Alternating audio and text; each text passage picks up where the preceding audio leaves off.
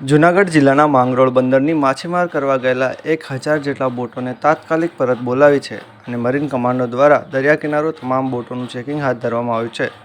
હાલ માંગરોળના દરિયા કિનારા ઉપર ભારે સુરક્ષા વ્યવસ્થા ગોઠવવામાં આવી છે, જ્યારે બીજી તરફ હાલ માછીમાર કરવા ગયેલા તમામ બોટોને પરત બોલાવી લેવામાં આવી છે અને દરિયામાં માછીમાર કરવા જતા માટેના ટોકનો પણ બંધ કરી દેવામાં આવ્યા છે। હાલ માંગરોળ શહેર ચુસ્ત પોલીસ બળ પહેરો લગાવી દેવામાં આવ્યો છે અને તમામ વાહનો ઉપર ચાંપતી નજર રાખવામાં આવી છે અને શંકાસ્પદ લોકો પર બાજ નજર રાખવામાં આવે છે। Bureau report Venubhai Mesvaniya, Mangrol.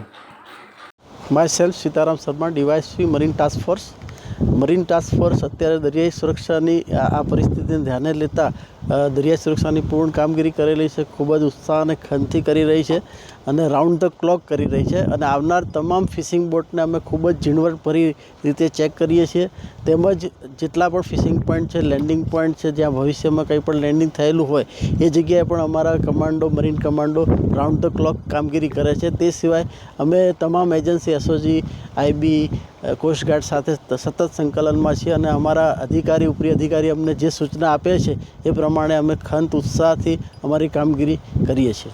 Thank you. એમ.એચ. Thakar, મત્સ્ય ઉદ્યોગ અધિક્ષક, માંગરોળ।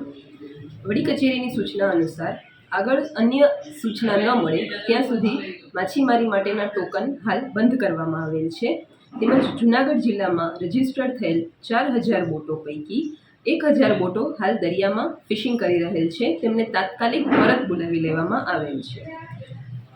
કચેરીના ફિશરીઝ ગાર્ડને તેમજ માછીમાર સમાજના પટેલ, પ્રમુખશ્રીઓ અને આગેવાનોને કોઈપણ બોટો અને હોડીઓ દરિયામાં માછીમારી માટે ન જાય તેના માટે તકેદારી રાખવા માટે જણાવવામાં આવેલ છે।